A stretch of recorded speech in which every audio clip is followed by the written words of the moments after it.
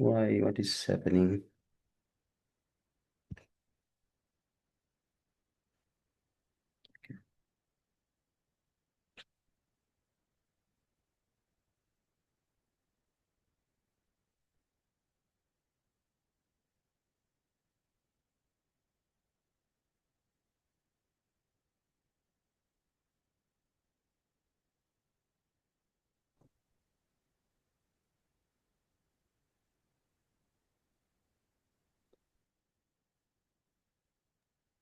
We can see. We can see.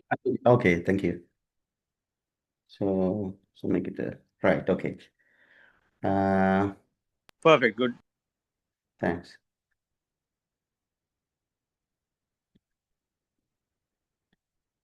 Yeah. So today's topic is wound dressing selection. Actually, it's rather better say that wound care product selection. So this select is very important. However, there are a few things that I need to tell before I embark on to the lecture, because this is in this field, these wound care products. There are, as you know, there are a lot of wound care products in commercially, and also there are a lot of competition in between companies, and it's kind of a high-end uh, topic nowadays. So, first of all, I must say that I have no conflicts of interest on any one of these companies. So, what I'm going to do is to give you a basic understanding of the principles of um, wound care products and how we select them in your practice. So, of course, we need some brands or generic names to prescribe in our practice. So you can search the internet and you can take, currently available whatever the products. One should know your basics. However, in this lecture, I will tell names of some companies and the products. So that doesn't mean that I am having any conflicts of interest with them. Uh, as I always says, the wound care is not only care in something, but it's a merit. In every religion, it's emphasized the value of wound care in humanity. So I'm not going to describe things further in history.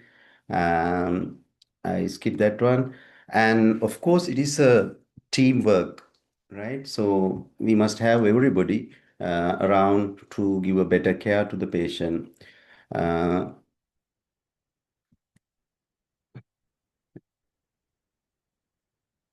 right. So the people should be with us is a surgeon, endocrinologist, podiatrician, dietitian, physiotherapist, microbiologist, sometimes pharmacist, psychologist.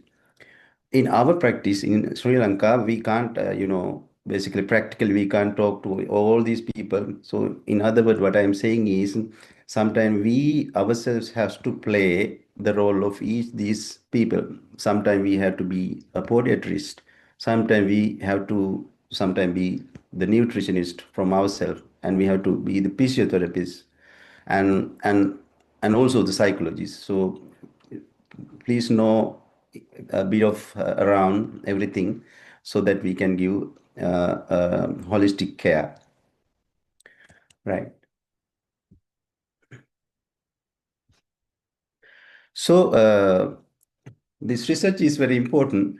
I mean, they have found out that the people with a foot wound in diabetes people, they fear the amputation than the death. So that itself may describe the importance of wound care. So on the other hand, to the country's economy, it is very important. In UK and all around the globe, it's about 4% of whole healthcare expenditure is incurred on to wound care.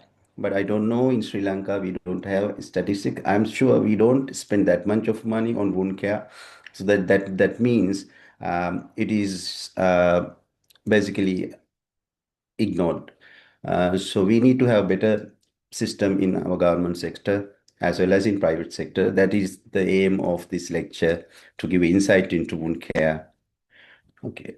So there are three topics that we need to know: wound dressing or the wound care products, and how we select. So as I said, if you, as you know, as doctors, you know that there are a lot of wounds. There are lots of wound types if you categorize. And also there are more than 3,000 commercially available preparation in the market. So we try today trying to match a particular wound to this kind of 3,000 or more wound care products, which is very difficult task. So therefore, understanding both sides simply and getting together is the best thing. So I am going to describe the basic principles around. So there are wounds and the dressing more than three. So optimal wound dressing matching is a challenge actually. So wound dressing, why it is important? One thing is it remove or contain odor, reduce the wound related pain, prevent or treat infection, and to control the exudate, which is very important, and to cause minimum distress or disturbance to the patient. Um, these are some of the terminology that you must know. So if there's a wound, and if you put a one type of dressing or the wound care products, which is in touching with the wound, is usually called primary dressing, and all other dressing we can say secondary dressings, or some people say tertiary dressing, and so on and so forth.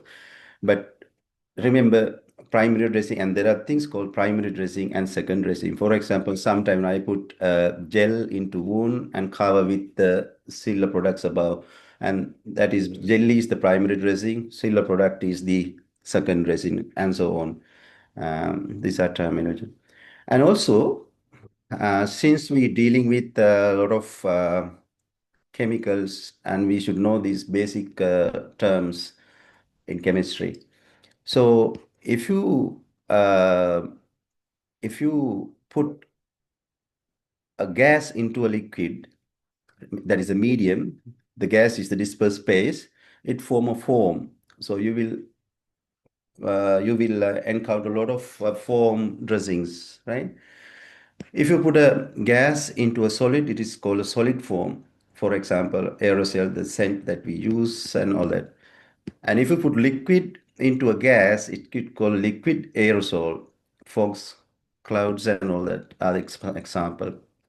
If you put liquid and liquid, that is called emulsions. You will see a lot of emulsions in your clinical practice. If you put liquid into solid, liquid to solid, and then form gel, which is very common practice in wound care. Solid gas, then that is called solid aerosol, for example, smoke. If you put solid into liquid, that is called sol, example, paint, blood, and all that. If we put into solid to solid, that is called solid sol or the alloys. These are commonly used for stenting. For example, if you use nickel, titanium mixed together, that is called nitinol. Nitinol, those are used in stenting in stent materials that you have seen in the clinical practice, right? Uh, so we'll go to the classification of dressings, which is very difficult since I said there are thousands of products, but basically we can say gauze cotton dressing, which is very simple one, which we use. Film dressings, um, basically polyethylene based things. Foam dressings,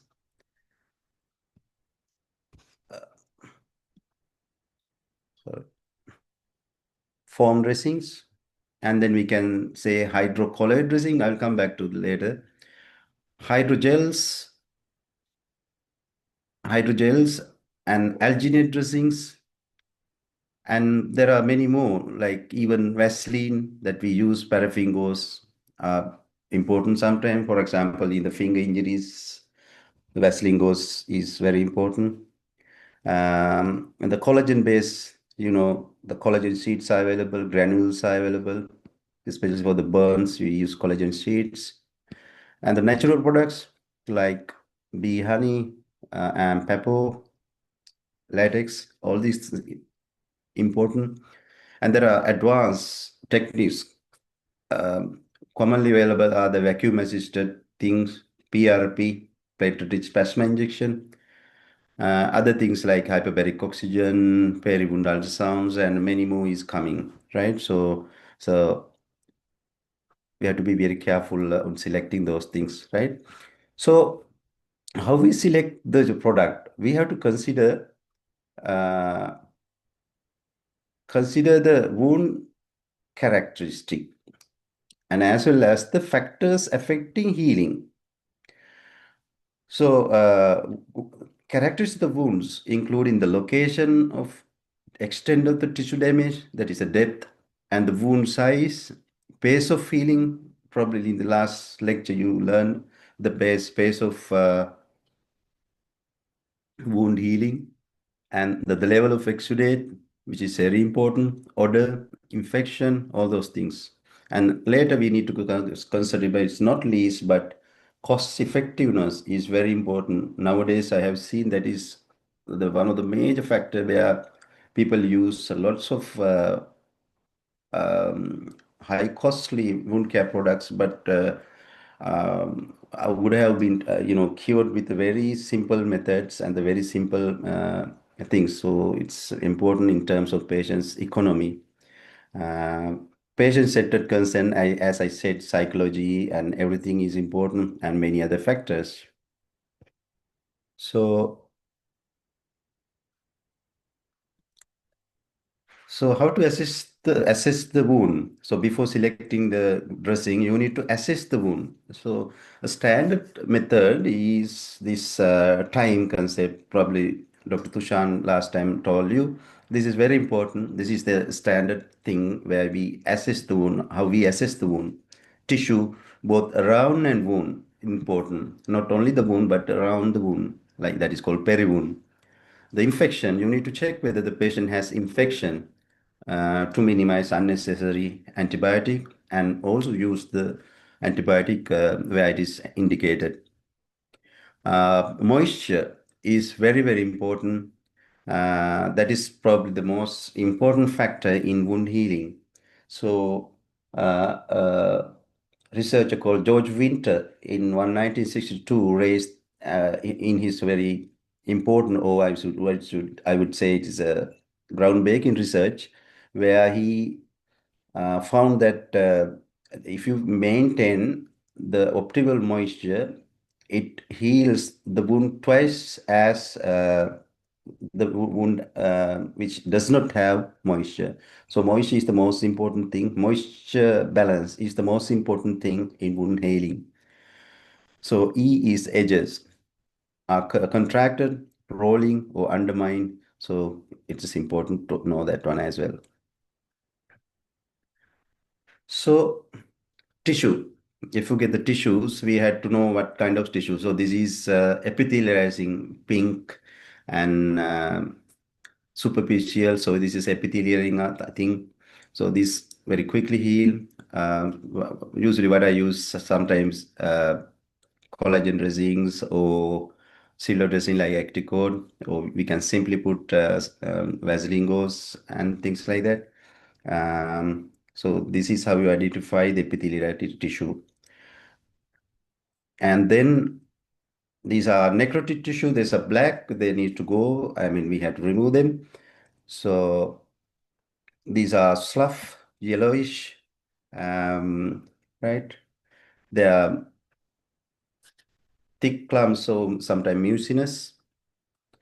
And also you need to know these things, these terms, undermining. So there can be nice edge, but there are undermining in the wound, so which actually prevents sometimes healing because it can contain pus, infection, sloughy tissues, which will spread the infections and retard. I mean, it delays the healing.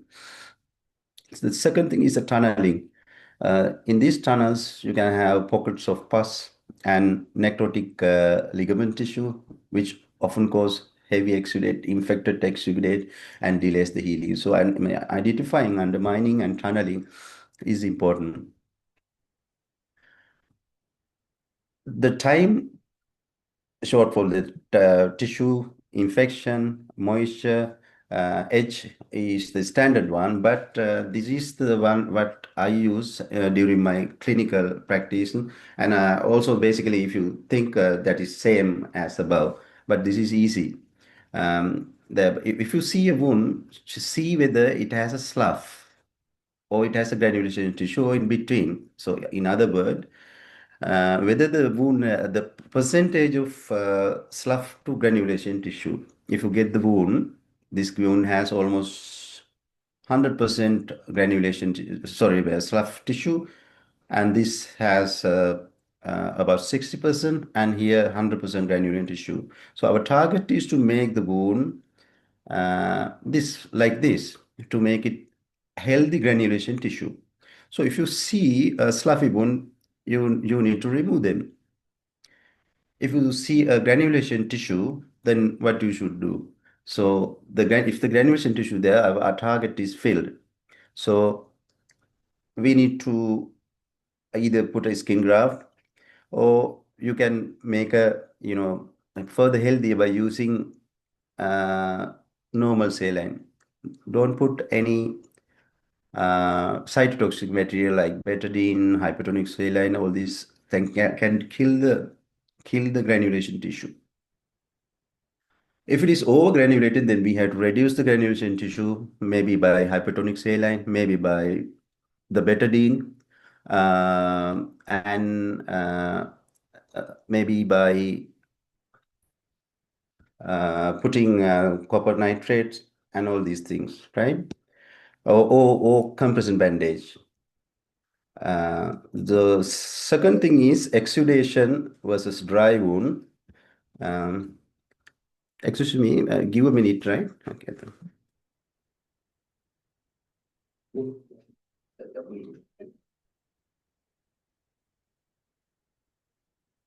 Sorry. So the second thing is when you see the wound, you should see the amount of exudated in this wound. It can be heavy weeping wound or very wet wound versus dry wound. Our target is to get the wound into the middle where you have the wound has the optimal moisture. The third thing I see is whether this wound is infected or not. The fourth thing is you have to think whether this is a special kind of wound, not it's just a wound, whether it's a diabetic wound with a charcoal food or venous ulcer, or is it ischemic ulcer, or is it a malignant ulcer, or sometimes you have very rare infection. Whatever the wound care product you put, not going to heal unless you find the cause for the wound, cause for the etiology for the wound. Rare infections like it's very common to have leishmaniasis in Anuradhapura, and maybe in the melioidosis in the South Asian countries. So there are rare infections. So these are two other terminologies that you need to know. Biofilm is a very important concept. Uh, that is a film of tissue extracellular polymeric substance adhere to the wound that hinders the healing, that delays the healing. Therefore, removal of what is called biofilm is very important. The biofilm is different from the exudate slough. Biofilm is a very thin film, and that need to remove to enhance the healing. So there are a lot of research going on how to remove the biofilm, and maybe if you want to do a PhD, you can do a PhD on this biofilm itself. And the other one is the term wooden bed preparation is very important. I must say the communication with the patient is important in this stage, because I have seen a lot of people. For example, we'll give an example. a patient comes with a necrotic wound, and what you do as a doctor is you remove the necrotic tissue and make the wound bed. That's called wound bed preparation. The what patient understand is you have cut the wound and now I have a bigger wound, and they go to the outside and take medication or things, get the wound care uh, facilities from the outside or some other places. And since you have already made the wound better, you have prepared the wound, it quickly heals. So the positive comments goes to the second person, but you will get the blame because they think that you have cut the wound. So please explain the patient, and then they will know that you did the best. It's okay who did the one, but the patient should understand what is going on. So I think this is a biofilm, so that you should need to understand. Uh, okay, so this is again, so I will talk about slough wound first, and then granulation tissue. I already said what to do, right? Then we have to think about exudation. If there's exudating, what to do? If there's a dry wound, what to do? Infected wound, non-infected. And also you should remember that you can have slough wound with heavy exudation and infection. You can have sloughy wound with a dry, non-infected. Kind of a combination can be there. So when you are managing, you should think about, is it a sloughy wound with exudation and dry infection kind of things, right? I think now you understood what I'm saying. So first thing is the sloughy wound. So what we can do for the sloughy wounds, right? Um, so if there's a slough, then obviously you need to remove the slough. So there are many ways where you can do it. One thing is a surgical debridement. Second, mechanical debridement, biological or enzymatic. Surgical debridement is always the best because you can remove very easily. Use sharp blade or scissor, and the message is important. Message is please don't damage the existing healthy granulation tissue. So it delays the healing. That is what is most of the time happening. If you do the wound toilets, repeated wound toilets, and the bone get exposed, tendon get exposed, and again area become dry, you again cut, and then it end up with a mess.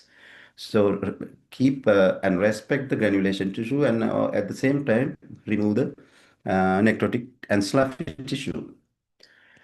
Mechanical debridement can be done with hydrotherapy and those Vasagit and hi-fi strap. But simply, you can ask patient to shower before the wound care. That helps. You can use a syringe uh, uh,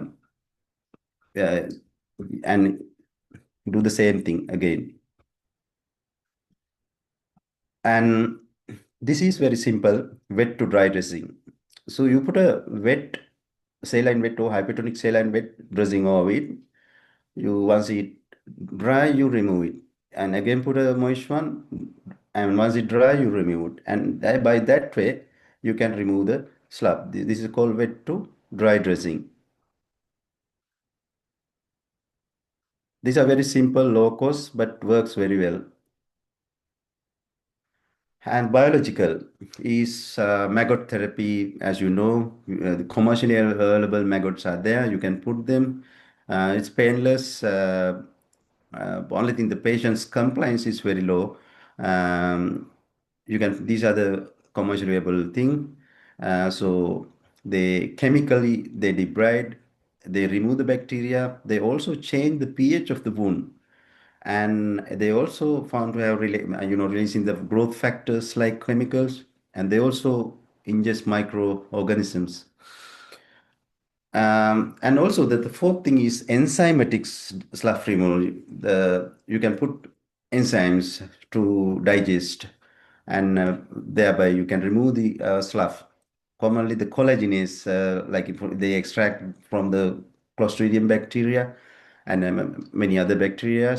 To tell you one example is Iruxol, one of the collagenase based product available in the market. Papain based products, there are a lot of things you can use,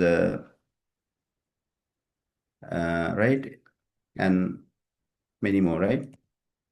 So enzymatic digestion is available in many forms, papain, urea. Papain, they use urea because papain functions in a certain pH group uh, value. So if you put the papain alone, sometimes this enzyme does not work. So they use urea and other things to maintain the pH. And papain, chymotrypsin, collagenase, and these kind of things, right? So I'm not going to tell commercially available things, but you can, if you really wants to use a collagenase or whatever the things, you can search the internet and you can search the BNF or other formulas like memes. So, and you can see what other commercially available low cost products available in Sri Lanka, and you can buy and use. But you should know that the principle, what the principle is, we are trying to remove the slough. These are the papain, and to remove to remove slough, you can use hypertonic saline. It's very cheap again. You can nicely use, and also you can use bee honey.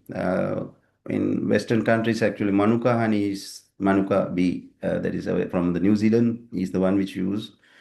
We have a lot of bee honeys. This is one of my recent study where I use bee honey together with Ceylon nanoparticle, and actually it works very well to kill the bacteria. And I'm sure it will work for the wounds as well. So we need further trials on wounds. Uh, so again, to remind you, the slough and granulation tissue, we discuss how we can remove the slough and what are the products that helps to remove the slough. And the second thing is uh, the exudation. So what will happen if there's a lot of water or exudate coming from the wound? It moists the edge of the wound. It moists the edge of the wound. That is called peri-wound maceration. Make a peri-wound maceration. So that delays the healing because this edge is the one which grows medially to the inside to make the epithelium. So if this edge became macerated or died, and then that we really delay the heal. That is why optimal moisture control is the most important one in wound care practice.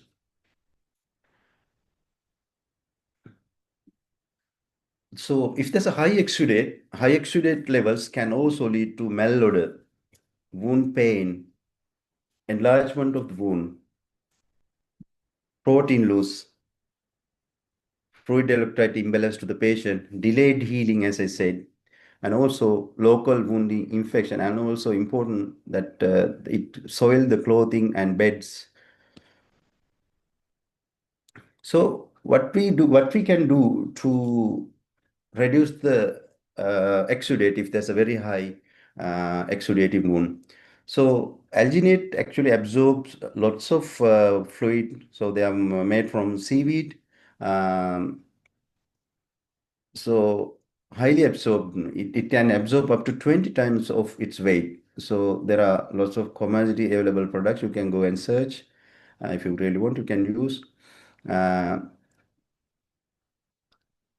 then if the exudate wound is infected, you can use antibacterial alginate dressing. There are dressings which combine with antibacterial dressings. This cadexuma iodine dressings, that if you get the iodine, wound care, there are two forms. One thing is podine iodine, other thing is cadexuma iodine. The cadexuma iodine is the one which is commonly available in the market called idazole. So that is ionized form, kind of ionized form. It has an absorption capacity. It absorbs the exudate and release the iodine, as well as it is antibacterial. So it's important for low to heavy exudating wounds and can be used if it is infected as well, right? But please remember to ask whether the pregnancy or lactating or whether the patient has thyroid diseases or obviously uh, any iodine sensitivity. Foam dressings. It makes a variety from a variety of material, but it absorbs exudate, low to heavy exudate against. Uh, and you can also use the granulating and epithelializing wounds because it does not, harm the epitheliums. These are some of the products which I'm not going to tell.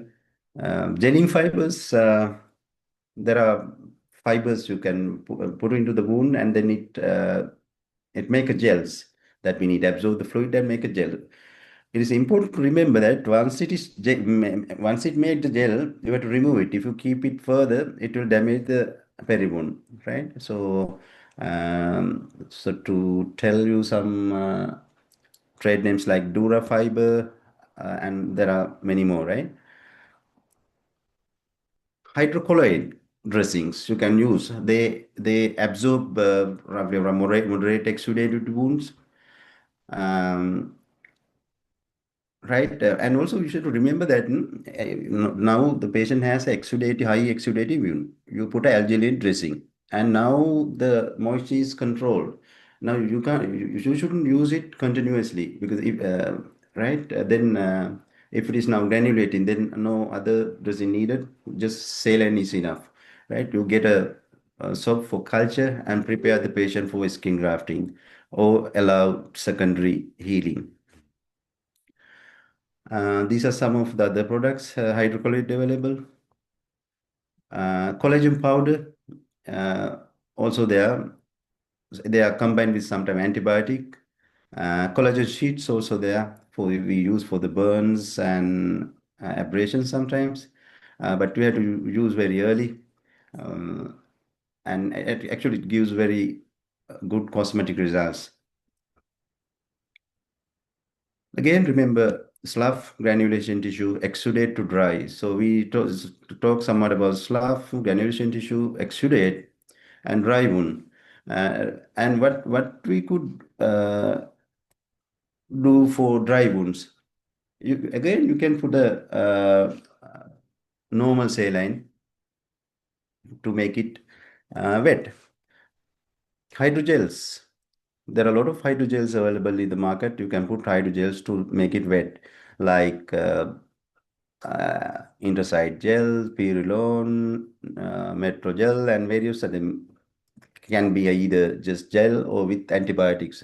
So you need to do whether it is dry and infected, then you can use uh, gels with antibiotic. If there's nothing, then you can even saline is enough, right? But please be careful if you're putting saline or hydrogels onto the places where you have dry gangrene. So if you put gels or saline into dry gangrene, what will happen? It will become wet gangrene. So it is serious than dry gangrene. So you have to be careful on that. Infected wound, as I already said, we can use antibiotic impregnated dressings, or there depends on the exudate and the slough. And if the patient has evidence of systemic infection, if the CRP is rising, patient has fever, constitutional symptoms, and you need to discuss with the microbiologist and use systemic antibiotics.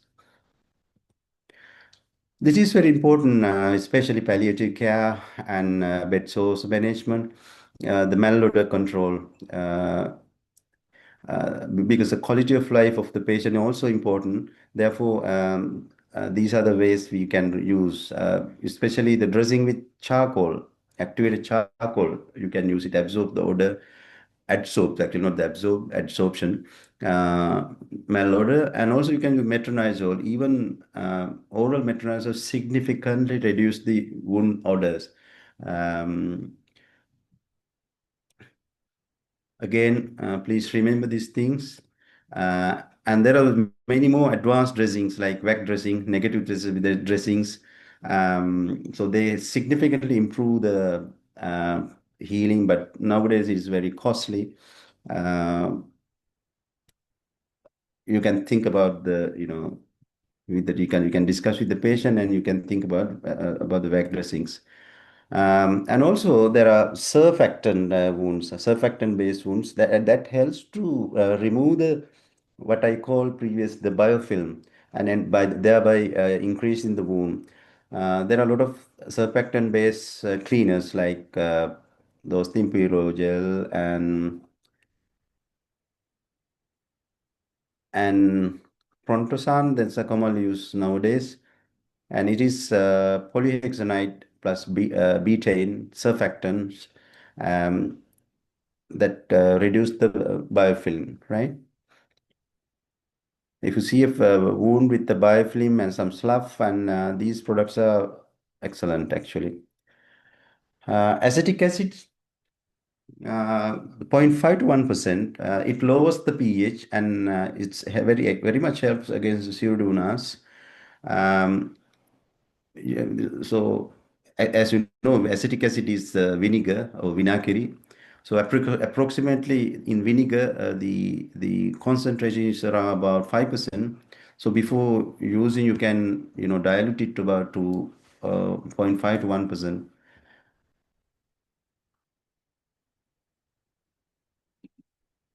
So again, remember time concept, and then uh, this uh, basic concept. And if you want more, you can go to this site, European Wound Management Association. It has a lot of courses free of charge and a lot of supports. I think it's important. So if you need any question or collaborate or research opportunities, please feel to contact me. My email is this one, and WhatsApp is this one. Uh, yeah. Thank you very much. Thank you very much. It's always a pleasure to listen to you. I always learn something out of your lecture, Thank you. and very well articulated lecture. And I must emphasize that this is one of the key components of the assignment as well. So it's all based on this lecture. So very well delivered, and can't have any complaint about the content and all that. So it's the you can ask any questions from Sir now. Uh, I think there have been few questions. Is Komarika useful to heal wounds? uh, yeah. Can you hear me? Can Yeah, you hear? Okay. Yeah. Comerica actually, it helps. Yes, indeed it helped to heal. I think the property is like it act as hydrogel kind of things, and maybe having some other properties. Um, Personally, actually, I have not used much. I don't know whether Tusita has experience on it. yeah, I have an experience, but I think Professor Mandik will also agree with me. We have tried this Hmm. back in the day, but the problem was we couldn't make it clean enough to be used in wounds. Hmm. We got a bit of a complication with Pseudomonas because it's growing near to. I mean, the harvest is near the soil, so Hmm. soil contains a lot of Pseudomonas bacteria, so it's ultimately ended up getting difficult to remove Pseudomonas biofilm. Okay. No, I mean, there must be commercially available preparations, but I think even Komarica is a gel. Nothing fancy about Komarica. I mean, if you are living in say 1600s and you don't have any commercial gels, then Komarica may be the thing to go to. But there are enough and more gels that are made in Sri Lanka. So if you want gel, just take a tube and put that's that's my take on this. Hmm. So, Yeah. what do you think, Srini? Yeah. That is actually all. It's common to all naturally available products. Because when you're using, we have to be very cautious because you have to think about the evidences and all that. And that is why actually even bee honey, what we're trying to do research and make it evidence based and take it to the practice commercially.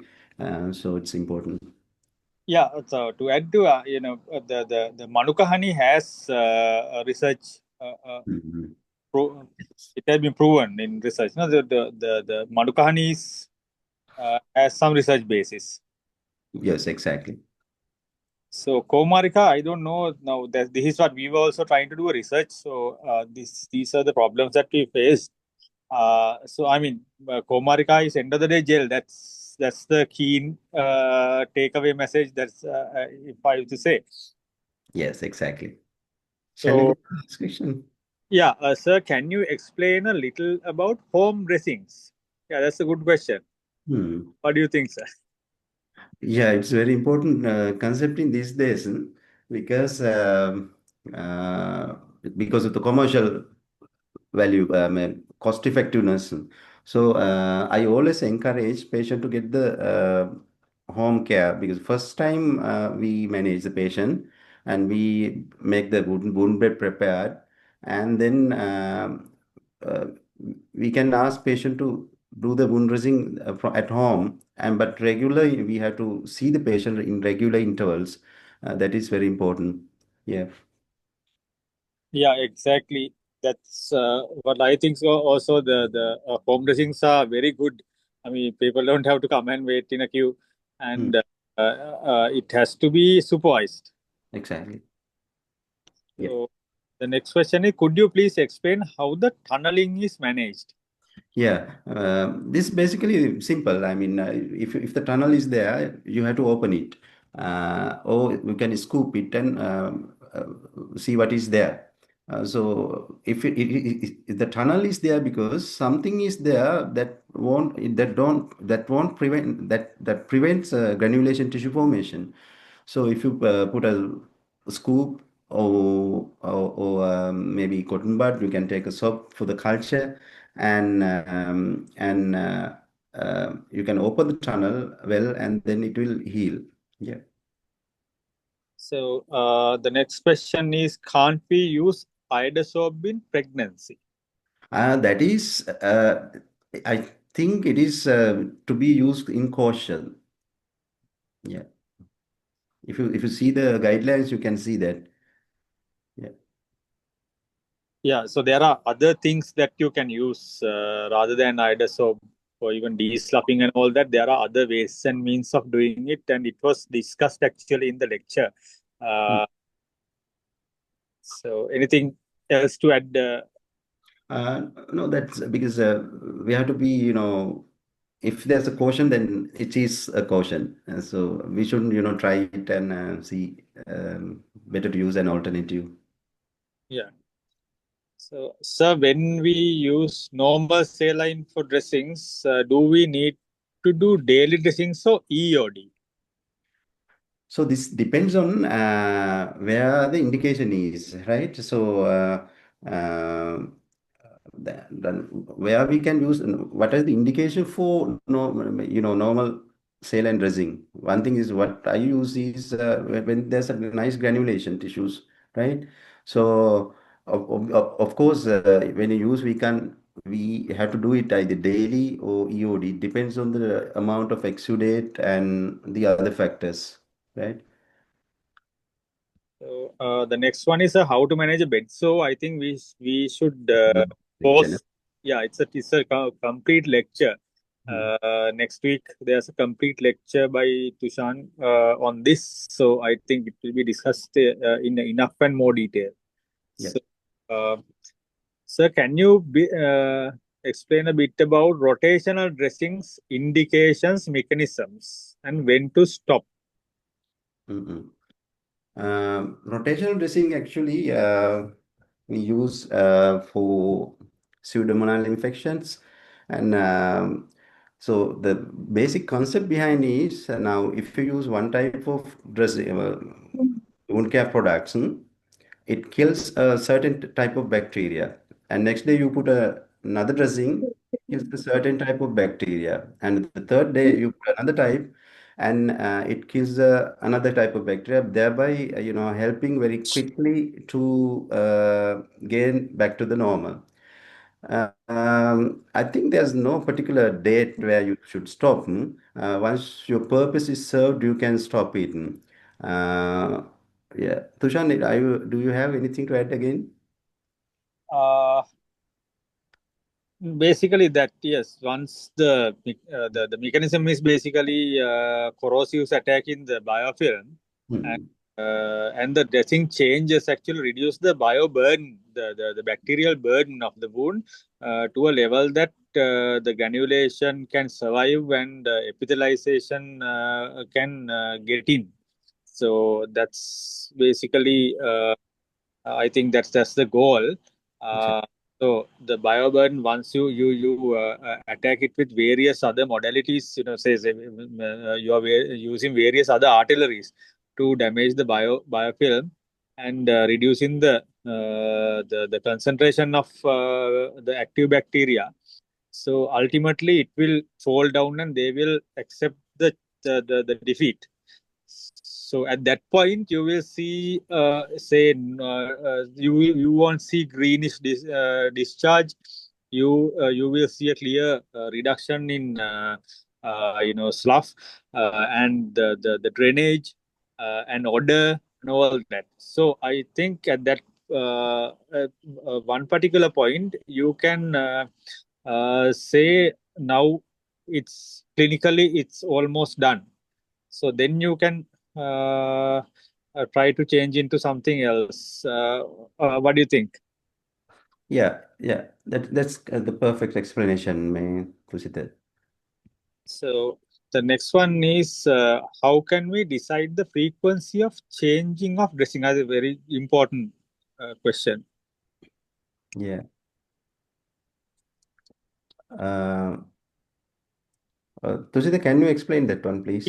Uh, how we can decide the frequency of dressing depends on, say, during the lecture.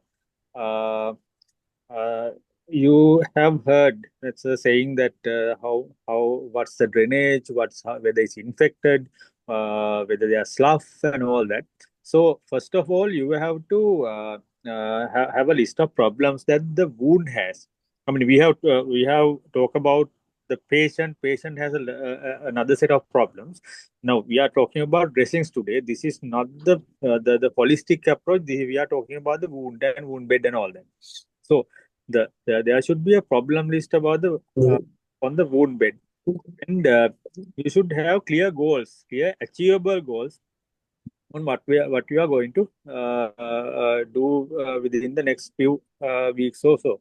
So uh, depending on that, say if you want de-slough, uh, you can say you use a de-sloughing agent depending on the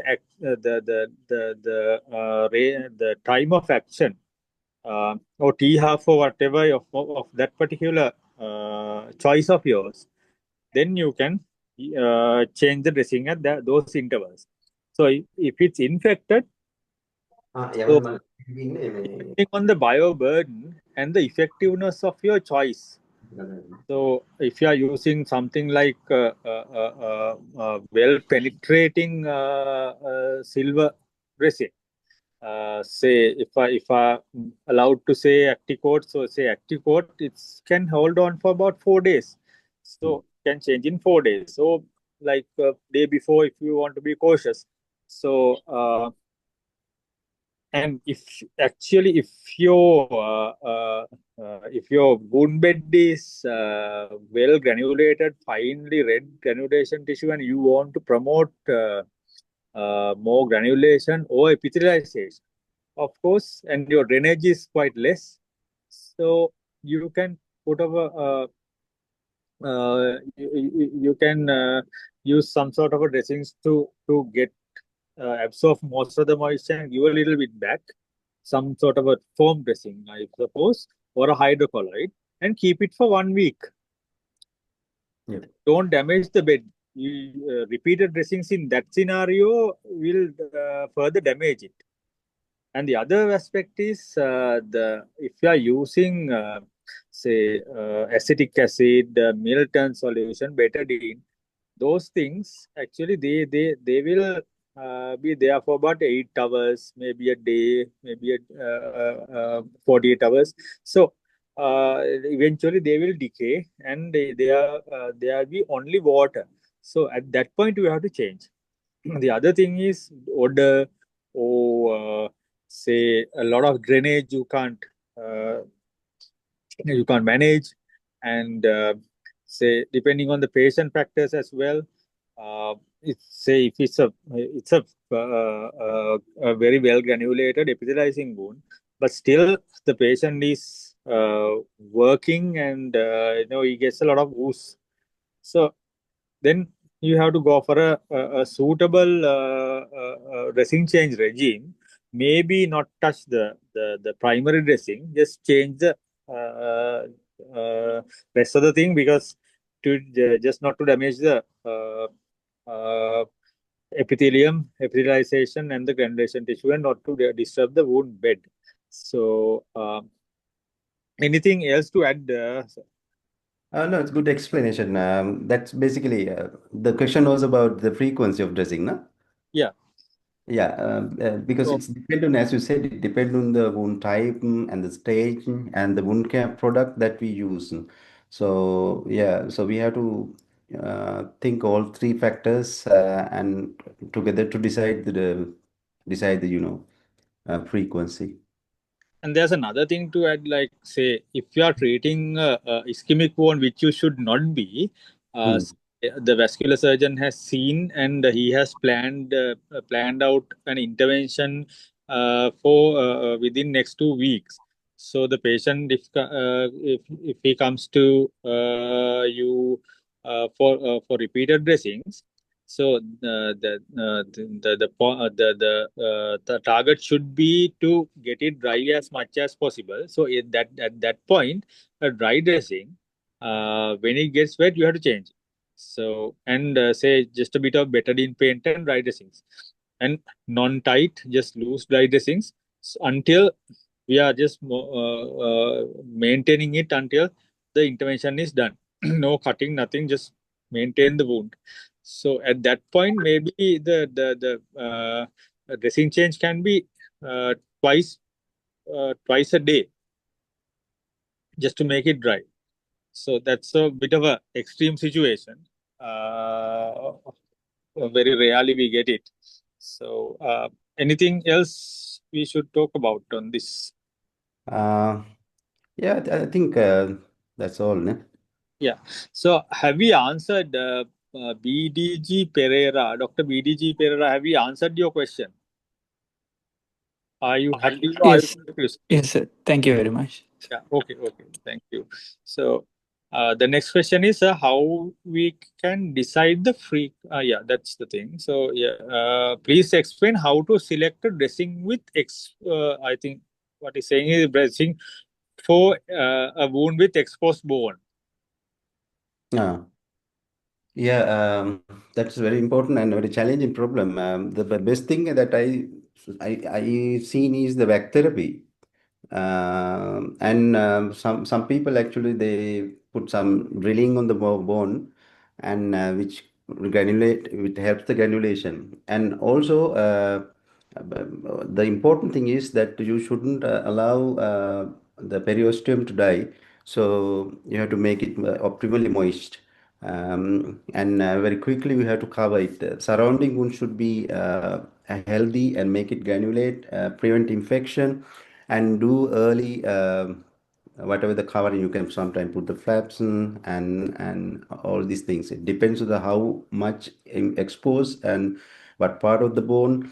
And then the options are basically to treat the surrounding granulation tissue well, keep the bone hydrated, covered.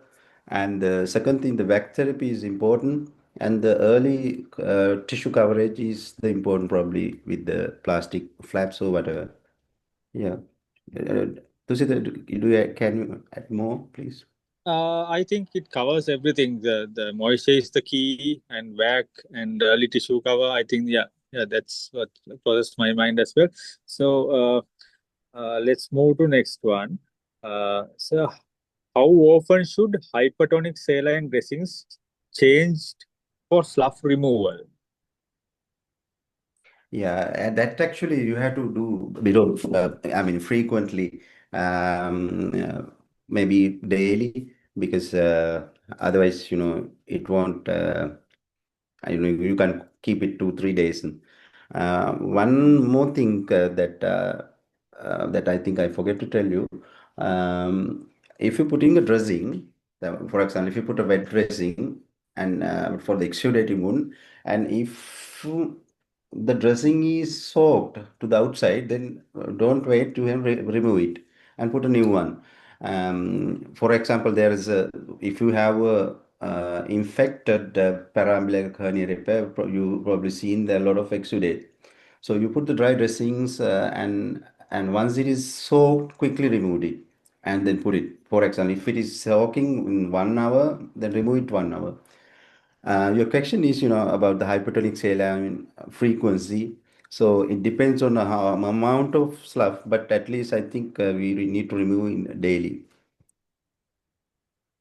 Yeah. Uh, how would we manage undermined parts in a perfectly healing wound? If pus or slough are less in those area, is it Yeah. better to leave without trying to remove surgically? Yeah, good question. So what you should do is, if you find undermining, put a cotton swab and check whether there's some slough is there or any other necrotic parts are there. Or you can put a scoop gently, small scoop gently, and scoop it and find whether there's anything in. If it is not there, then you can, wash it properly and then you can keep it as it is. Yeah. Yeah. Are there any guidelines available for wound dressings? Yeah, there are Asian guidelines and all that, but I think we had some guidelines back in the day, isn't it? Yeah, yeah. I think there are a lot of guidelines. I think um, uh, you can search and see. I have put a link in my lecture. I will try to share it because in that site's also European Wound Management Association or something. So they have very rich resources, Ministry also produced some guidelines guidelines. of, say, lacerated wounds and all that. I don't know whether they were updated. That was done in like 2005 or 6. Then afterwards, don't know what happened to that. Yeah, So yeah. there are guidelines. So and tunnel becomes a sinus canal. I think what he's asking is whether the tunnel can become a sinus canal.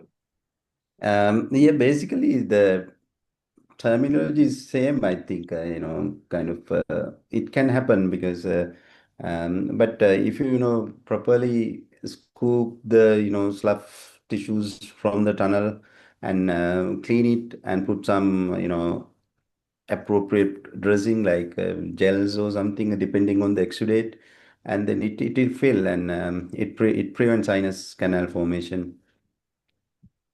Yeah. The next one. Can you explain how to manage chronic fibrous venous ulcer without infection? Any Mm. special ways of applying folate? Yeah, So yeah. I think two different lectures, I guess, Mm. bandaging, folate bandaging, compression, and venous ulcer management. So in a nutshell, will you be able to address that? Yeah, it's actually a challenging problem. I mean, I think the one who asking question is having a lot of experience on wound care because this is a difficult thing to heal, this kind of wound. When it is fibrosis, it's difficult surrounding periwound fibrosis to prevent the, blood vessels coming and granulations and things like that. So again, we have to adhere to the basic principle. So we have to treat the cause. The cause is the venous hypertension. So you can go for the basic things like, endovenous laser ablations or the surgery once you've done the things. And the wound itself, the management is basically the concept that we talked about. If it is most of the time dry, and then you can put gels and all that, right? What I do is these things, foliar dressing. I put a layer of gel as a primary dressing, and put a secondary dressing is a silver dressing, and put a four-layer bandage on it. So that is how I usually do it, but there's no hard and fast rule. But as long as adhere to the basic concept that I talked to you is important. But please remember, you have to treat the cause. Rather than treating the cause, if you continue doing the wound care dressing, it's not going to help. Yeah. Yeah, so we are running out of time now. Yeah. We'll have the last question, then the next question as the last question because Lihini is already here. Yeah. So now the last question we'll take is what is the best dressing for exposed tendon? Hmm. Again, a very important thing, because tendons dries very quickly. So as soon as you see a exposed tendon, what you should do is you should examine the tendon, see whether this tendon is healthy.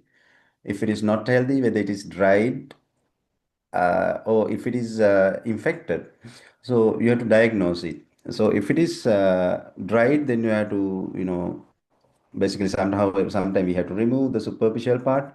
If it is infected totally, then there's no other options. We have to remove it. If the tendon is healthy, you need to make it moist, with most of the time either saline or kind of a gel. So as soon as tendon is exposed, it's important to make it moist and keep it alive.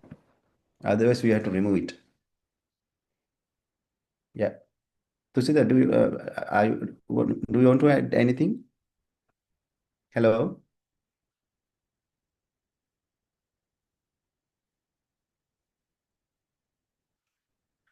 Hello, Tusita? Sorry. Yeah. So can we call it a day then for this lecture? Then otherwise the other lecture is waiting. So thank you very much for accepting to do the lecture, and I mean that's a very good, a very thought-provoking discussion. Um, Thank, so thank you, Tusita, for giving me the opportunity, and thanks. it's always a pleasure to listen to you. I mean, thank you very much at the end of the day.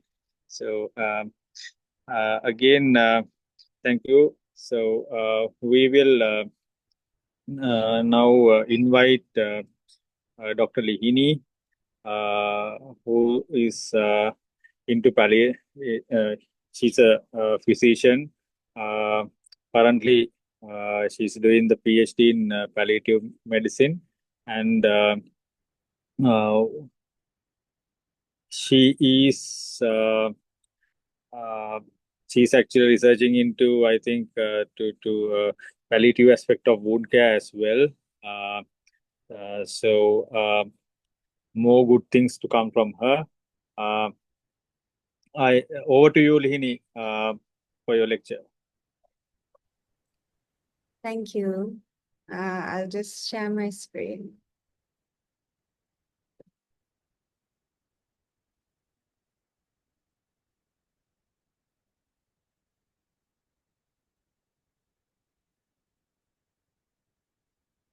Can you see my screen? We can see your screen, yes. Yeah, we can see a lot of things. Oh, not the. Yeah, now we can see the slide, but Oh, you can't no, see. no. Yeah. Now we can see a lot of things. Yeah. Yeah, it's not in the presentation mode though.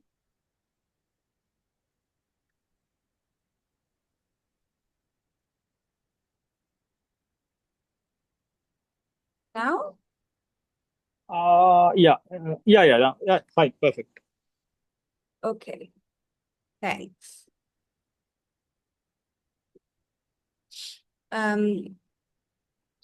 Okay. Right. I think I'm ready now. So thank you for your patience with that. I am Dr. Lihini Vijayaratne.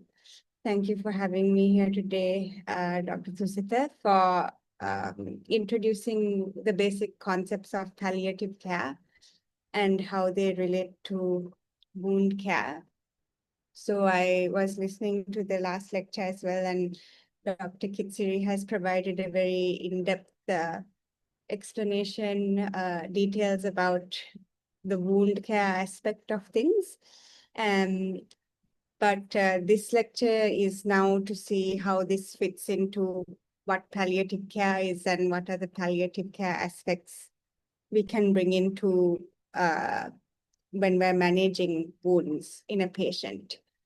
So this is a brief overview of that. So I don't know whether in this course you have already gone through these things, but we have to start with, of course, what palliative care is. And I think it's important to say that how it is defined is always changing and being updated. And what it means sometimes depends on who is providing it and who is receiving it and where in the world it is taking place. So this definition is from 2020. And as you can see, it's defined as active holistic care of individuals across all ages who have something called serious health-related suffering due to a severe illness. And this includes those at the end of life. And overall, it aims to improve quality of life for the patient, families, and other caregivers as well. So if we break down this definition, the first thing is that this is active care. So sometimes people think that palliative care means that we have given up. We're not doing anything. There's nothing left to do. And that we are letting the person die. And even amongst doctors, we can feel like this is like we have failed in some way. But this is not the case. This is not supposed to be the case because there is a lot of work to do in palliative care.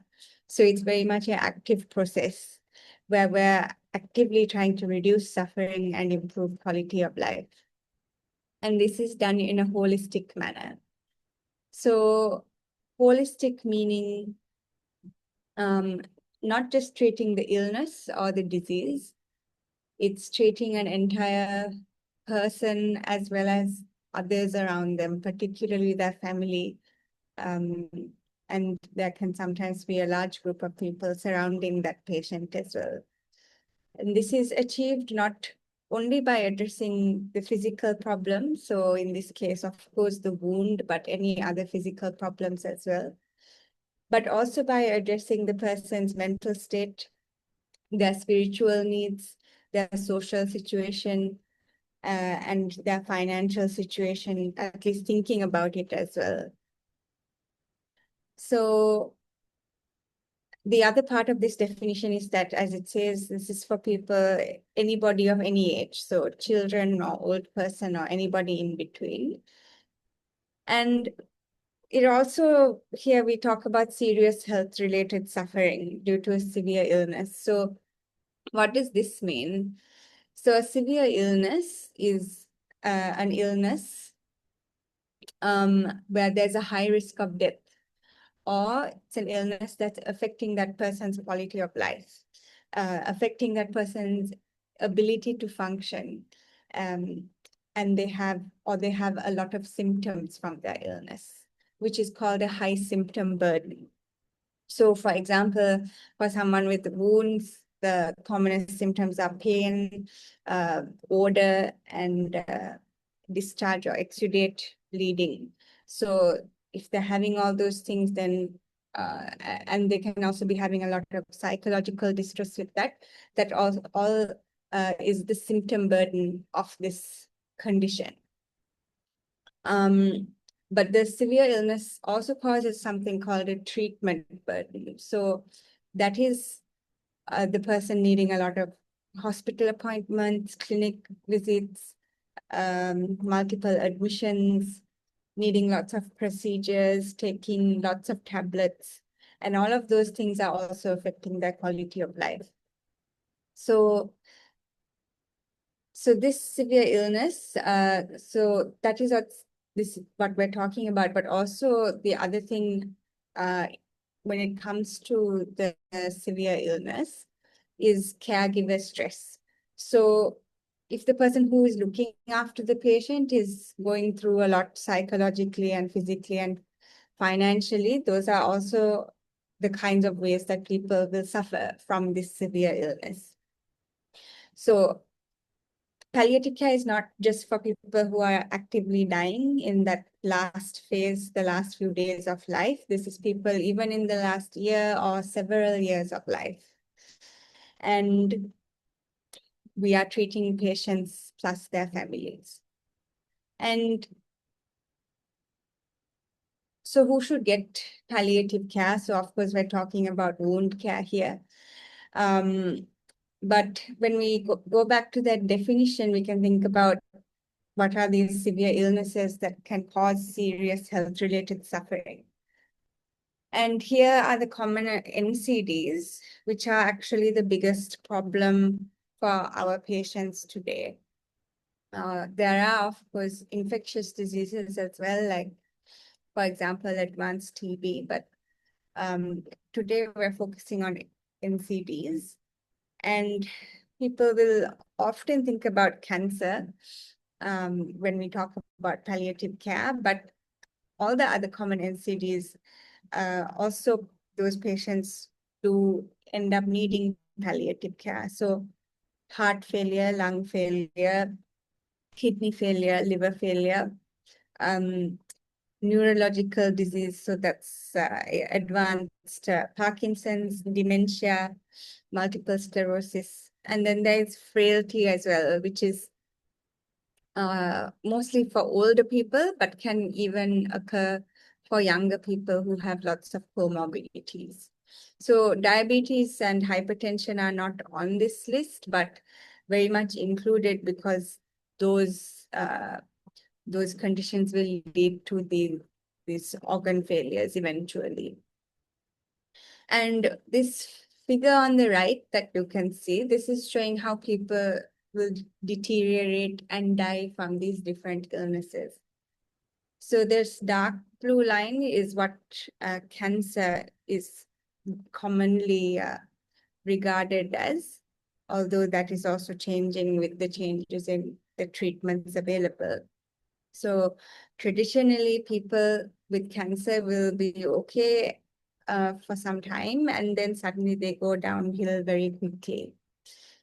And then the red line is the organ failures. And for wound care, if you think about the kind of patients we see who have wounds, except unless it's a malignant wound, if we think about something like a diabetic foot wound or someone with a pressure, so they can fall into this red line category. So these are people who have some kind of chronic condition, like, for example, advanced heart failure, and they will have these acute exacerbations and they go down.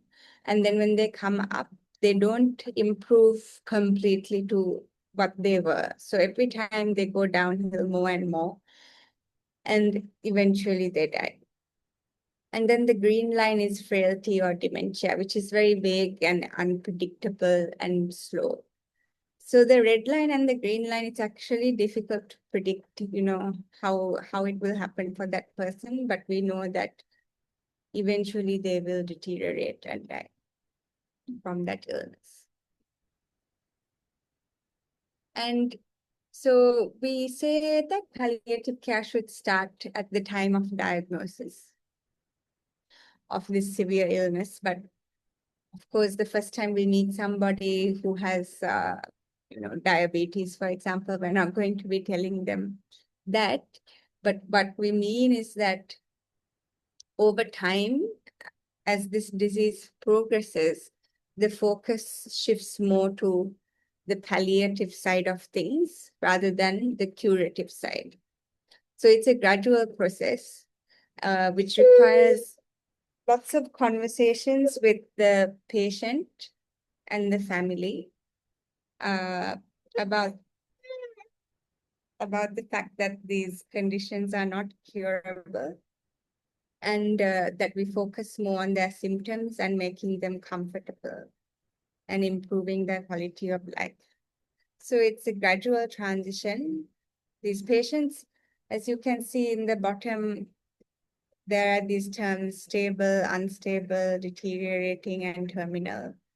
So the patients go through these different phases. So if they are stable, then, for example, let's say they have COPD, then their symptoms are stable. But then if they have an exacerbation, they will become unstable. And then if they recover, they'll go back to being stable. But if they don't, or they're having more frequent exacerbations, maybe they're deteriorating, and then eventually they're in the terminal phase, and then they die. So just because someone dies, the palliative care process doesn't stop there, because there's also the bereavement process for the family that we should also be a part of. So how do we link everything I've been saying with wound care? How do these interact? So some of the things to think about when approaching these patients is, are you treating the patient or are you treating the wound? And is this person dying from the wound, or are they dying from something else, but they're also having this wound? So how does this, whatever the situation is, how does that affect your decisions around doing surgery? What are the other comorbidities this person has?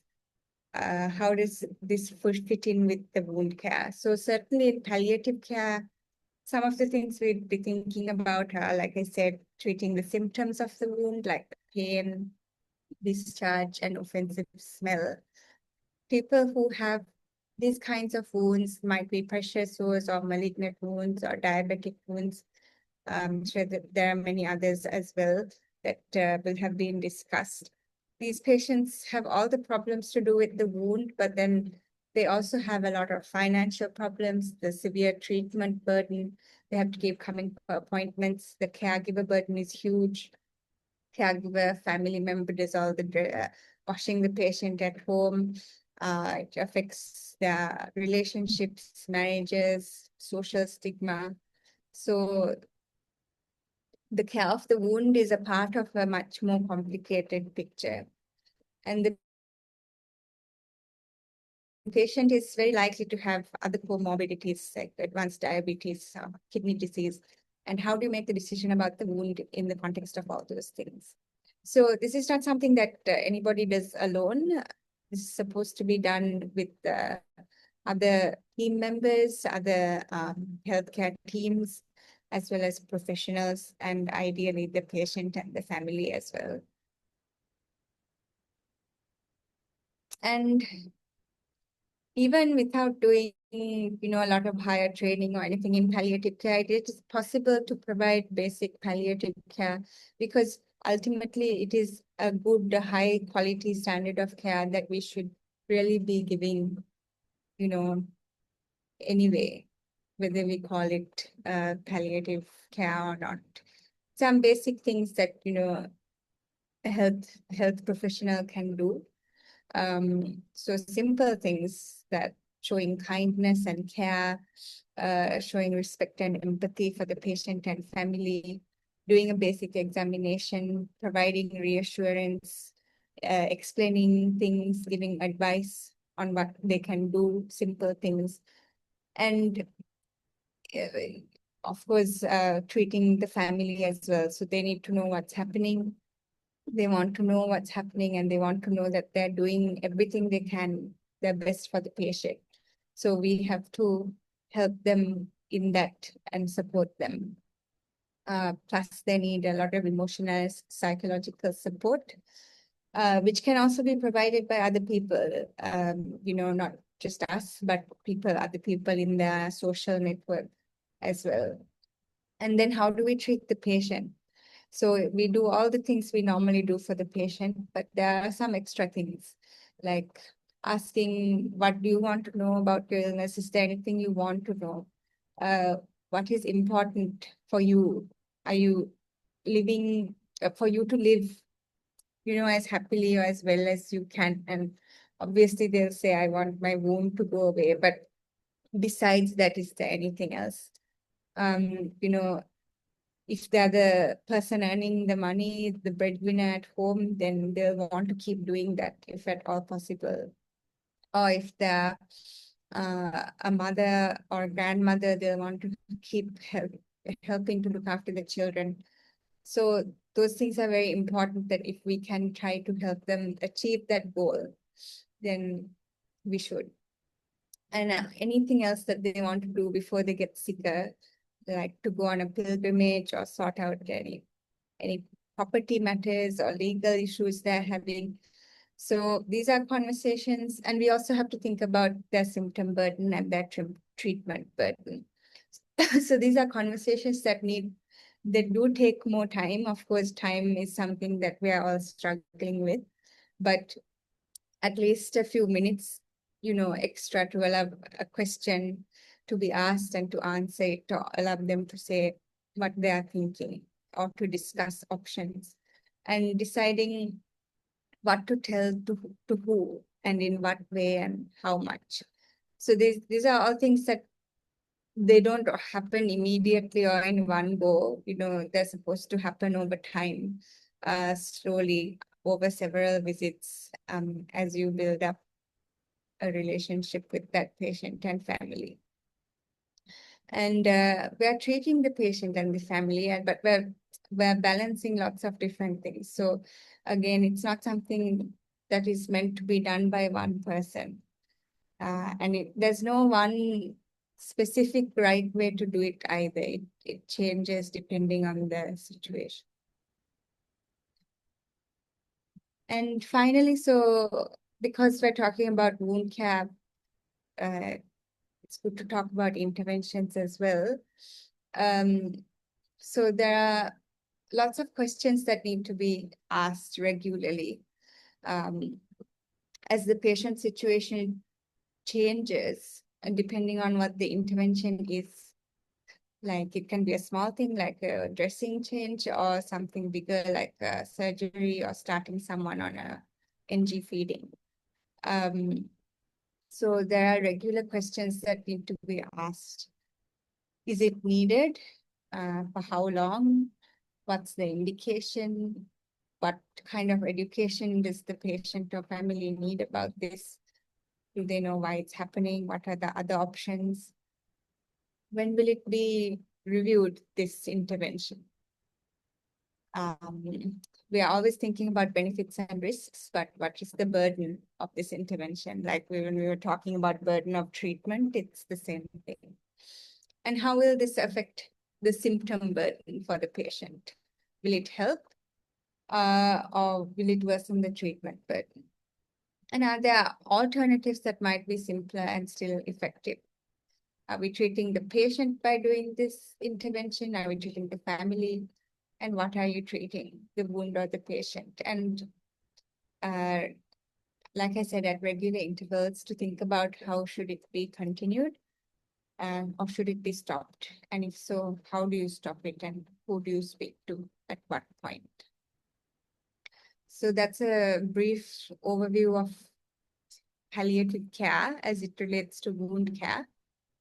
And was mentioned before also this resource, the European Wound Management Association has a webinar and also a document giving details about managing the different symptoms, particularly pain, odor, and exudate. So please refer to that if you would like. Thank you. Thank you, Lihini. Very well articulated lecture. I think it's maybe for some of you all, palliative care is a new word, but I hope not. So, any questions on this? This is actually the flagship lecture of this series because we are the College of Palliative Medicine. So, she was talking on the palliative aspect of wound care.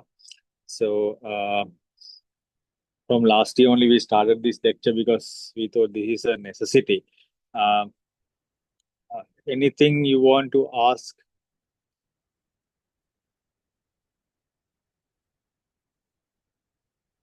So,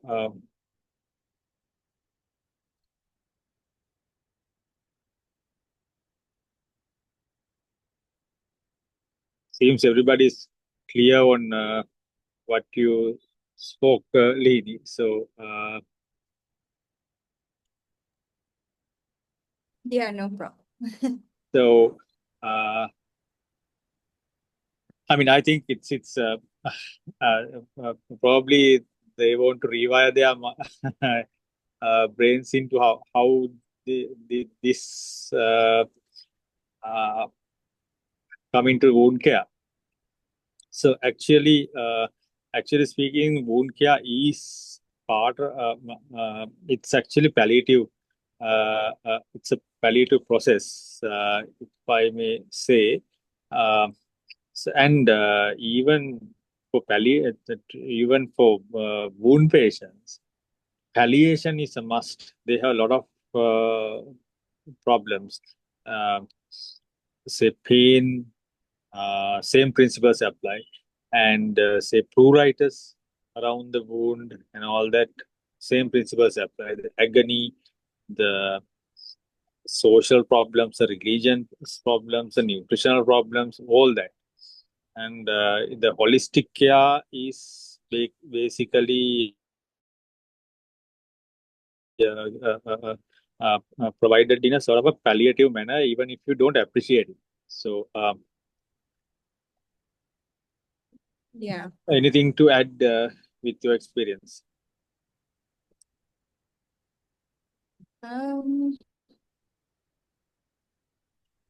I think just one thing is I think with the you know when you're doing wound care, you have the advantage actually of frequently seeing the patient.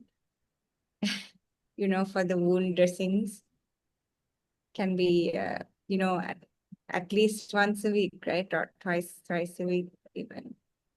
So that Yeah. is actually an advantage because you get to know that situation very quickly, and they will also trust you. So, you know, it's hard. All those things I talked about, it's hard. You know, you can't just do it the first time you meet somebody. And it's actually a powerful position, I think, to be in as a doctor who is doing wound care, because you can slowly, you know, slowly start building or having those more difficult conversations, questions, because they know you, and you can always, you know, revisit as the situation changes. So it's actually a good opportunity to prepare also the, you know, family, if you can see, you know, this is somebody who is not going to live long. It's a good position to be in, to have those. Yeah, especially with the bed sores at the end of life care. So, Yeah. in those hospice patients and all those instances. So the references that was given, so that's quite a lengthy webinar, and it carries a lot of content. I guess if anybody is really interested, go through that, and I mean you'll get a lot. Um, there are no further questions. We can actually call it a day. And are there any questions? Anybody wants to ask anything? Okay. So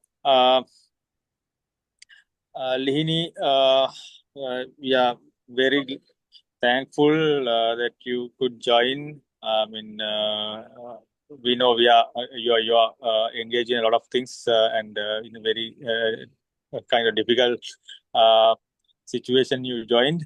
So yeah, somebody has asked a question. Any idea about reducing pain of wounds in different types of palliative situations?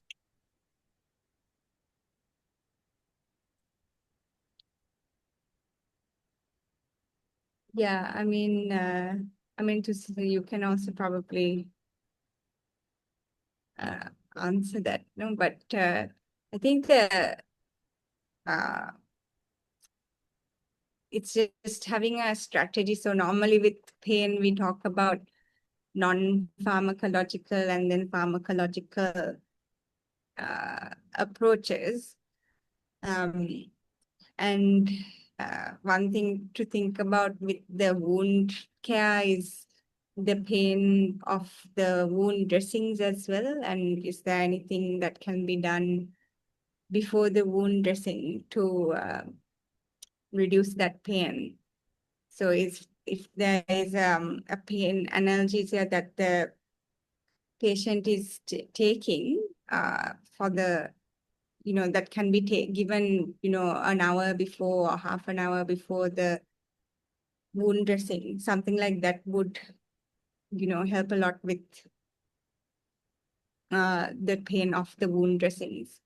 And then we have to think about pain in terms of what is causing it. So, is it like, if this is a cancer-related pain and the wound is from a fungating tumor, then usually the opioids are what is used. If this is a diabetic foot wound, then we're thinking mostly along the lines of neuropathic agents, gabapentin, pregabalin, and also amitriptyline. And then sometimes, and then there's the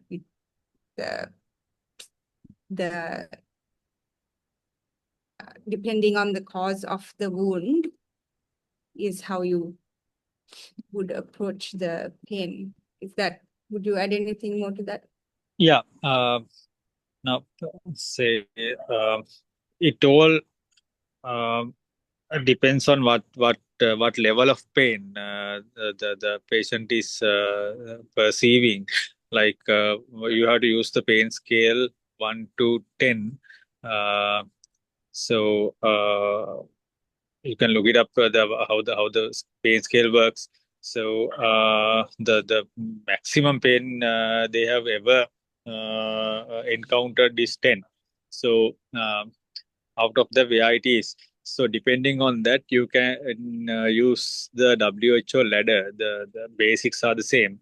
And say the wound dressings are an incident. So I would actually take it as an incident. It's we there's a way to manage the incident pain in a sort of anticipatory management in palliative care. So like very correctly Lini said, about 1 hour before this incident, the wound dressing, we can give paracetamol plus codeine, that is known as in various names, rapidine, panadine, and all those deans. So about 2 pills of those, or maybe a tramadol or some sort of a coxim, um, whatever the patient can tolerate, and depending on the level of pain, what is suitable. And if there's sort of a agonizing pain, either neuropathic, the wound patients can have neuropathic pain mostly, and especially the diabetics. So in that situation, you can use but gabapentins, say a little bit of the antidepressants like the duloxetine, um, and and another thing is these people cannot properly sleep, and sleep is very important when for wound healing as well. So you can use a bit of amitriptyline or some sort of alprazolam, a little bit of that. So all that might help. It's a bit of a cocktail, and if the pain is really severe, in say in 8 to 10s, you should use morphine. I mean, they are in any MBBS doctor is entitled to use morphine. You should know the basics of morphine. There are two types: instant release and slow release, and oral. It can be used subcut. The IV preparations can be used subcut.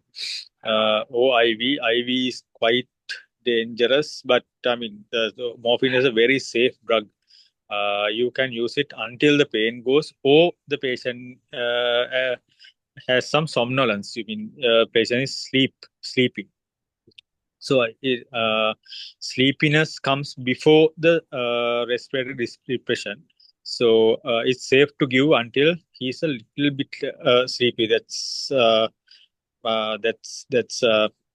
how I advise the patients to do. I mean, there are no ceiling dose as well.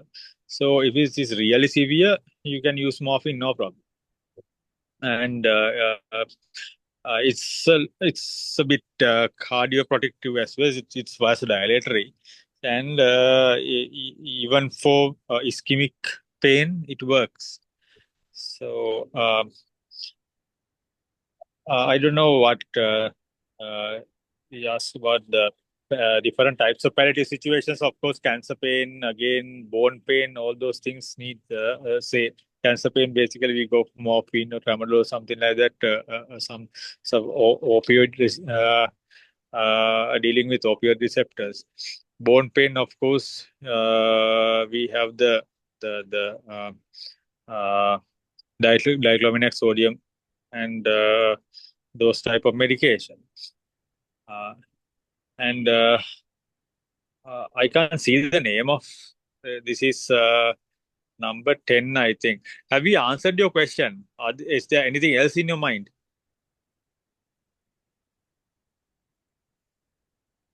Okay. Anything else you want to add, Leni? No, just I think you answered that very comprehensively. There is another question. Yeah. As well. Yeah, the family members of some critically ill or elderly 90s old people want sometimes IV fluids or NG tube, not in a view of palliation, but to relieve their own mind. Sometimes it may prolong or increase suffering. On these occasions, it is very difficult to make a correct decision as a doctor. Let me know your opinion on this. A very interesting question. This is actually a whole like about a 2-hour lecture. So yeah. Yeah. Yeah. No, thank you so much for asking this question. So this is, yeah, partly what my PhD is also looking into.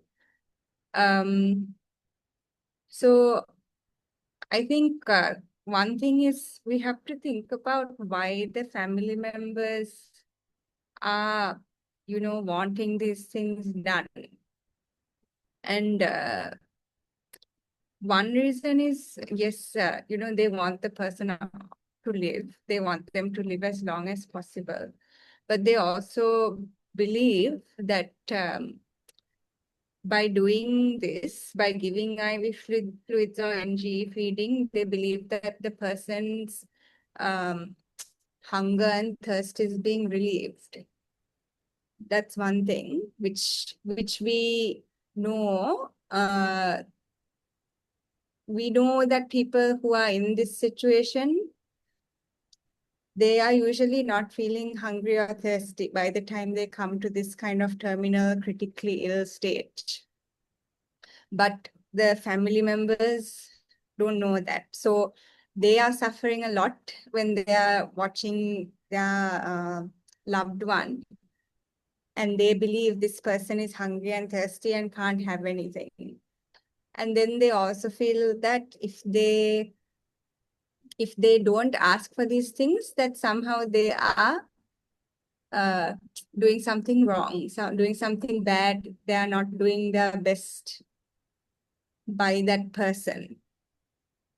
So I think it's the only way to approach this is by understanding first, why they are asking for these things. And they don't want to get blamed by other people also. They don't want other people to say, I let them, they just let them die, or they didn't look after them properly. So ideally, we would have opportunities, and this is why I think WoundCare is a good place to do this. Opportunities, you have to educate the family over time. You can't suddenly, when they're suddenly critically ill, it's hard. You can't have these conversations and they won't accept it. They won't believe you. But over a long time, if you start introducing these ideas, this person is suffering, or this person is not going to live very long. This person, we can't cure this illness, but we can make them comfortable. We don't want them to suffer. You have to slowly build them up to this point, Sometimes IV fluids, if sometimes people, really, really want the sick relative to have it, then you can give it subcutaneously instead. And you can give a very small amount, like 500 mils over 24 hours, if it really makes them happy.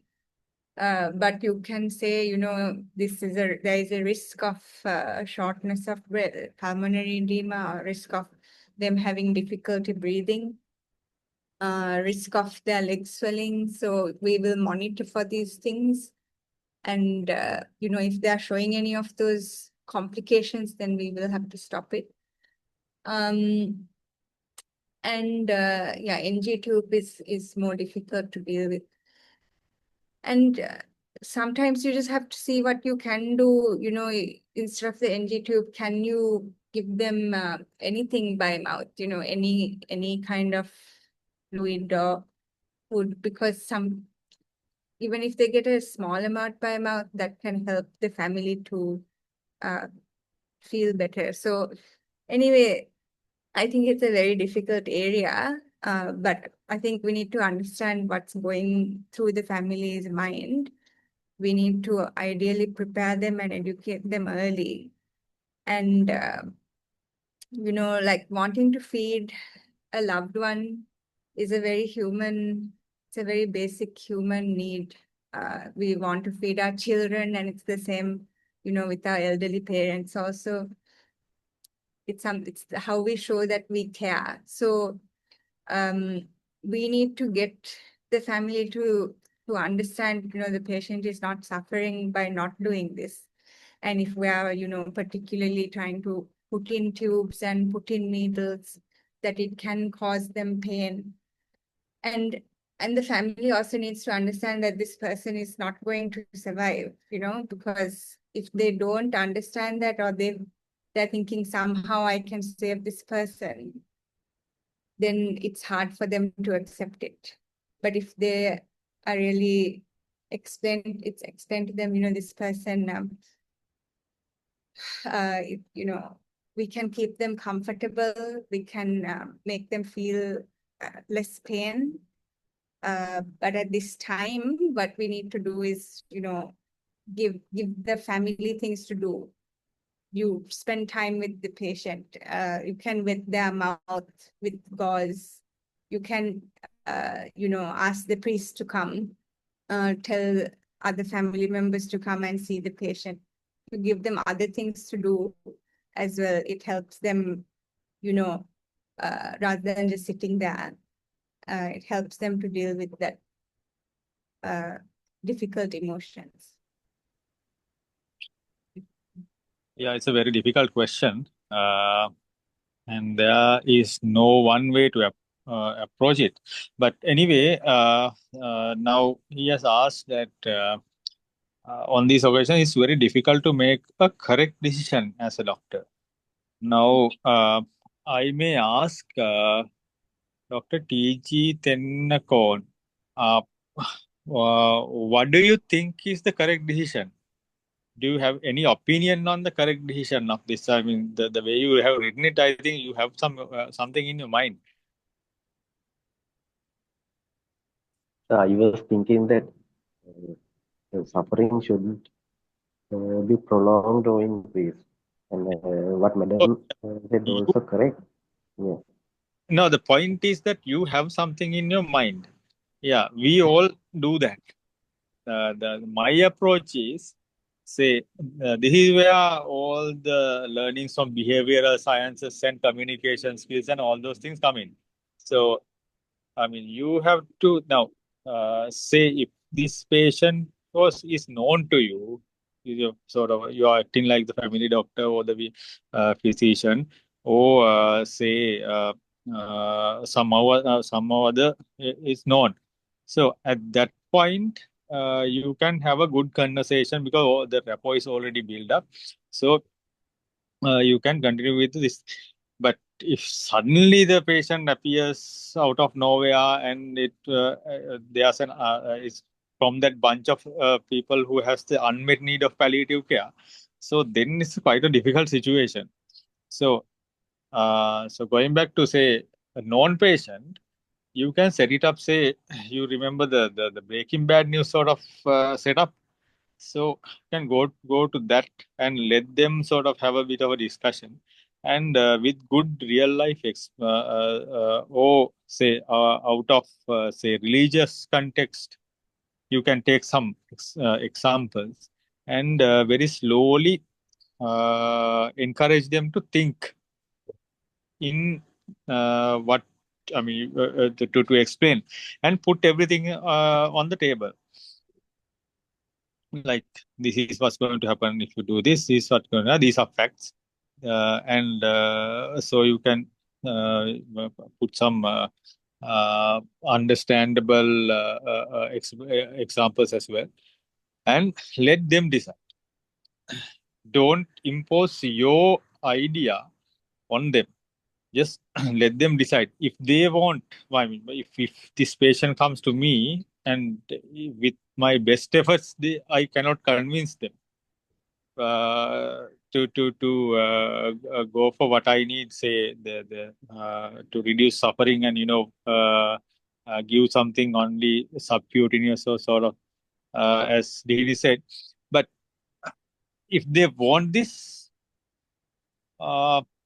I mean, we have to deal with these people. I mean, the provision of palliative care doesn't end with the death of the patient. It goes beyond. We have to manage these relatives and the family members as well for quite a long time if they come out, say, if they happen to have sort of post-death any complications. So better to sort of come to an agreement what you are going to do and what you are not going to do.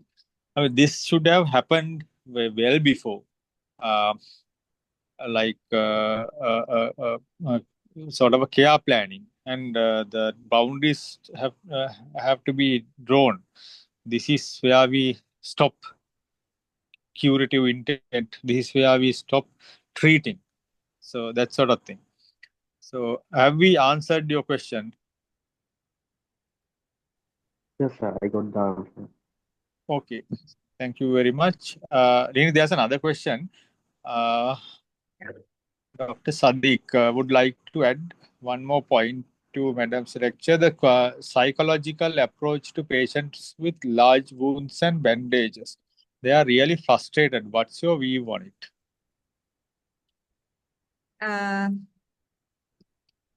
You mean like the stigma of having the large dressings, I think. Yeah, one aspect is that, and they are depressed. They are very anxious. Yeah. That's Yeah. what it's asking.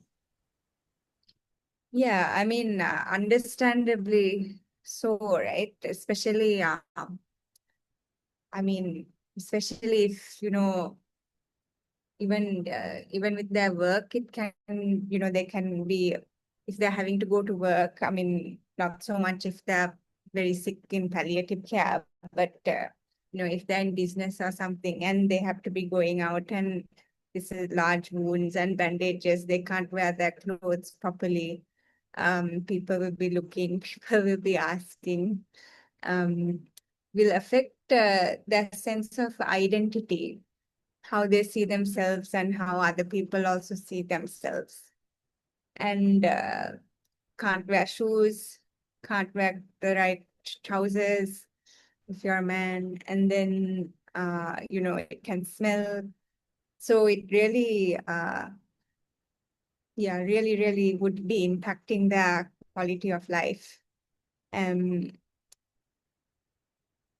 Tusita probably have more insight into it. Yeah, one of my patients is from Mother area, like to party and all that. He has a forefoot amputation, which heals and then comes back and all. And he's quite tall, so it's very difficult to get a proper orthotic shoe for him. So it always breaks and all. So he was very frustrated. The recurrent wound. He cannot wear a sort of a beautiful pair of shoes to go to parties. He wants to party. He want to have an on and off drink and all that. And he's quite a party fellow. So you are really anxious, and slowly, he was becoming more and more arrogant and having quarrels with his wife. I mean, very decent family. He was a decent fellow as well. But then we tried talking to him and reasoning out with him. And it worked for a small period of time. Didn't I mean he went back to his sort of stubbornness and arrogance again. And ultimately, I had to put him on a little bit of antidepressants, and everybody was happy. And so, luckily, the wounds also settled, and the recurrences were less. And actually, uh, when he wants to go to a sort of big dance party, he comes and have sort of precautionary measures, and goes and comes out without a wound. So, I mean that relationship was there always. He when there's if anything's happening, he comes back, and that sort of so that's the doctor-patient relationship, and when necessary, having a bit of a conversation, even if it takes like about 5-6 patients time, uh, you have to do it. uh, don't feel that it's a waste of time. Talking to a patient is never a waste of time. And if and when necessary, there are these medicines that you learn to use them. So that's my take on this. Have we answered, Dr. Sadiq, your question? Do you have anything, any experience of yours to share? Yes, sir. Usually I visit Professor Mandika's clinic. And Professor Mandika keeps on talking to the patients for a long time. So I used to listen to him. Yeah. So it's very nice. It's very nice to listen to him. That was my experience with this. Yeah, good. So, I mean, that's where you picked up this problem. Yes, sir, yeah, that's right. When people are Yeah. come with large wounds and bandages, they are really frustrated. As sir said, they're very arrogant, sir, at that time, in this scenario. So it makes me very sense, sir. Talking to a patient, giving them psychological advices and sort of Yeah, thing. even with profs management, he talks to patients a lot. So that, of course, I mean, these patients, they are in their home, so they can't move around. They can't go to parties. They can't visit their relatives, and all. So ultimately, they get sort of isolated. And say, probably the only time they get out of their house is to see the doctor. So the doctor is, I mean, it's a sort of extended friend. So that's why you see Prof talking to patients for quite a long time, and giving them advices on certain other things as well. So that's part of the management. I mean, they you have to spend that time with them. So we all do that. We all try to do that. It's they come to us. They want to talk.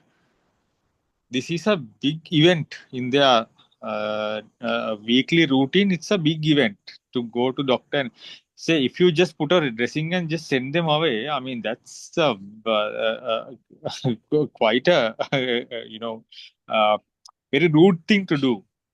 So that's my take on this. Anything to add, Lini? Well, just to say, I mean, building on what you are saying, that there's a lot. Even if you have a small chat about something that's not to do with the wound, for them it would be very therapeutic, and they'll be very grateful, because they hold us in such a high regard. So, I think it's important that we also preserve and respect that relationship. Yeah. So I hope we answered all that. So now it's we are, according to the schedule, we are on time. So if there are no further questions, shall we call it a day? Any more questions? No. So again, thank you very much, Rihini, for accepting to do this lecture. And Thank you for having me. yeah, and I mean, it's a pleasure to listen to you. And I hope you will grow something on this lecture, as I've been suggesting you for a long time. So thank you very much for joining for the class, and hope your assignments are going well. So is there any questions on any other things, on any other aspects of?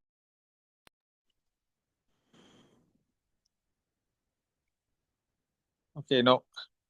Then thank you very much. Thank you, Lini, again. So we'll call it a day, and good night to you all. We'll see you on next Tuesday.